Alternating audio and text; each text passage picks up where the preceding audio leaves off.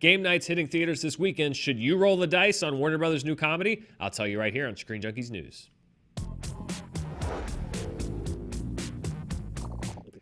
Hello, I'm Dan Murrell here with my review of the new comedy Game Night. And this is a genre that's been very hit or miss the last couple years, especially the mid to big budget studio comedy.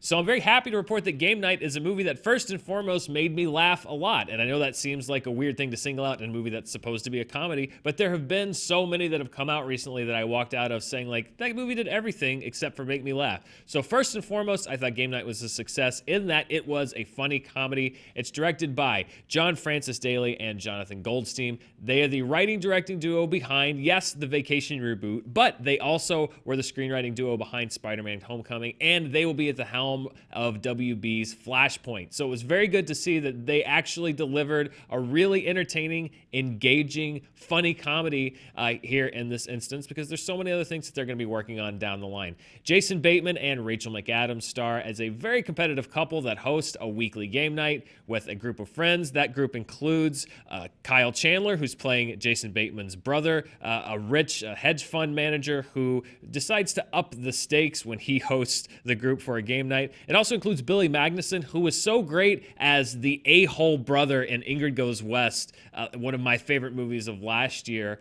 This movie, he is just as good as one of the best screen doofuses I've seen in quite some time, and that is a hallmark of the comedy genre, the doofus. Billy Magnuson plays this part really well, and I think this is an actor that could make some big waves here in the next 2 or 3 years, because he's really been crushing it in the last few movies that I've seen. One of my favorite people in the movie. Another one of my favorite people in this movie is Jesse Plemons. He was Kyle Chandler's co-star from Friday Night Lights. You've also seen him in Fargo, Black Mirror, the USS Callister episode. He plays the neighbor who's kind of left out from Game Night, and again, really great at playing the oddball. This is a speed from Jesse Plemons that I have not seen before. I liked his character in the movie. He made me laugh just about every time he was on screen. The ensemble also includes Sharon Horgan, Lamorne Morris from New Girl, and one of the things that I liked the most was this wasn't just a premise-heavy movie in that it set the concept and then expected all of the jokes to flow from that one simple concept.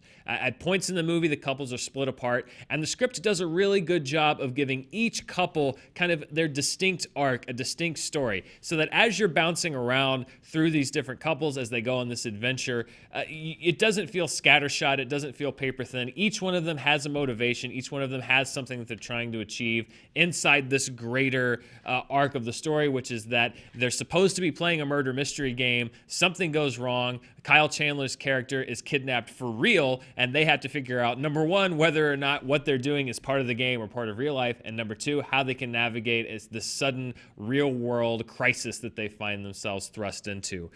This was a movie that I thought had a great first half. It really made me laugh way more than I expected to, honestly, in the first half of the movie. The second half, as with just about every comedy, the plot mechanisms kind of kick in. You have a little bit more of the action comedy. You have a little bit more of the story scenes that have to pay off. This movie does have some twists and turns as it goes through. It's not a straight line. And it's not that I dislike the second half, but just by nature, the comedy lessens a little bit in the second half of the movie. It feels a little bit too long, but it still made me laugh during that second part. And again, that's the most important thing for a comedy to do.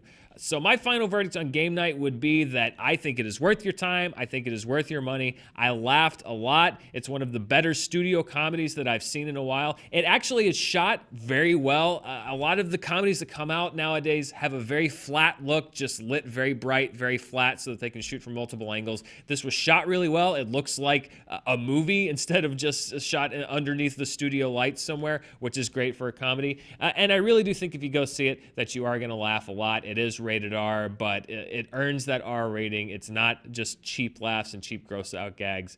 I recommend Game Night, and if you go see it, I'd love to hear what you think. Until next time, I'm Dan Murrell. Thanks for watching.